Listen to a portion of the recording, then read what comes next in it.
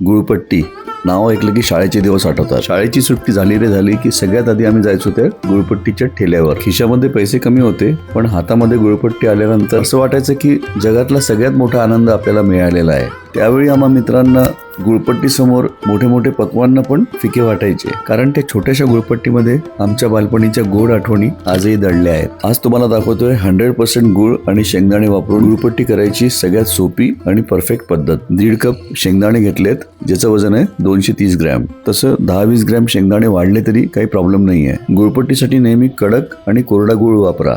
नखाने दाबल्यावर गुळ आत जात नाही, हीच त्याची खरी ओळख. यासाठी कोल्हापुरी जो गुळ असतो तो सगळ्यात बेस्ट असतो. पूर्ण रेसिपी डिस्क्रिप्शन मध्ये टेक्स्ट फॉर्मॅट मध्ये दिलेली आहे. 1.25 कप किसून घेतलेला गुळ आपण इथे घेतलेला आहे, त्याचं वजन आहे 250 ग्रॅम. सगळ्यात आधी शेंगदाणे 5 ते 7 मिनिटं मध्यम आचेवरती भाजून घेऊया. आता शेंगदाणे थंड करून घेऊया आणि हाताने रगडून याची सालं काढून घेऊया. थोडे शेंगदाणे क्रश करून घेऊया. खूप बारीक नाही करायचे, साधारणपणे एकाचे 2 तुकडे होतील शेंगदाण्यांचे, एवढंच करायचंय. एका नॉनस्टिक पॅन मध्ये गुळ घालूया, गरम करूया, म्हणजे गुळ वितळेल. गुळ एकदा वितळायला सुरुवात झाली की थोडा गॅस कमी करूया आणि आता मंद आचेवर 7 ते 10 मिनिट गुळाला हार्ड क्रॅक स्टेज येईपर्यंत शिजवायचं आहे. खूप इझी आहे हे, खूप काय असं टेक्निकल नाहीये, फक्त नीट बघून घ्या. 5 मिनिटानंतर याला एकदा टेस्ट करून घेऊया. गुळाच्या पाकाचे काही थेंब जेव्हा मी थंड पाण्यात घालतोय आणि हाताने यांना दाबून बघतोय तेव्हा अजून पण गुळ सॉफ्ट आहे, हाताने दाबले जातोय, याचा अर्थ अजून गुळाचा पाक शिजायला पाहिजे. दुसऱ्या पॅन मध्ये शेंगदाणे गरम करायला ठेवलेले आहेत. 3 मिनिटानंतर जेव्हा परत काही थेंब पाण्यात घातले आणि असं हाताने दाबून बघितलं तेव्हा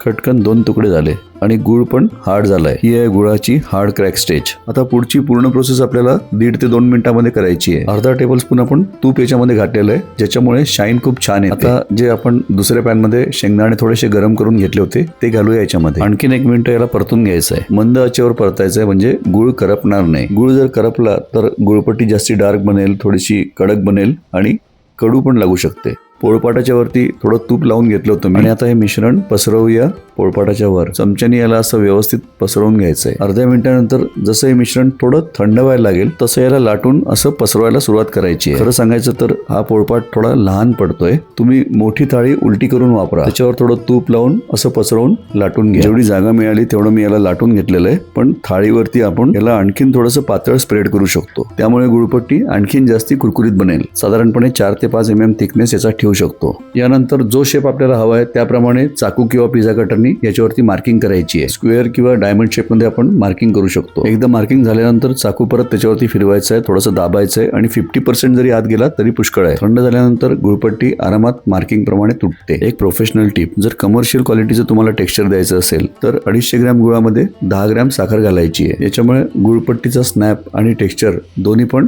आणखीन जास्ती चांगलं होऊ शकतं. पण हे ऑप्शनल आहे. मी फक्त गुळ वापरून गुळपट्टी केली आहे, जशी आपण लहानपणी खायचो. कमीत कमी 1.5 ते 2 तास याला व्यवस्थित थंड करून घ्यायचंय. नंतर तुम्ही बघाल बिलकुल इझिली ही निघते आणि हे सगळे पीसेस पण किती आरामात तुटतायत बघा. हे जे शेंगदाणे आणि गुळाचं प्रपोर्शन आहे ना, हे बिलकुल परफेक्ट आहे, ना कमी ना जास्ती. या रेसिपीनी साधारणपणे 450 ग्रॅम ही गुळपट्टी बनलेली आहे.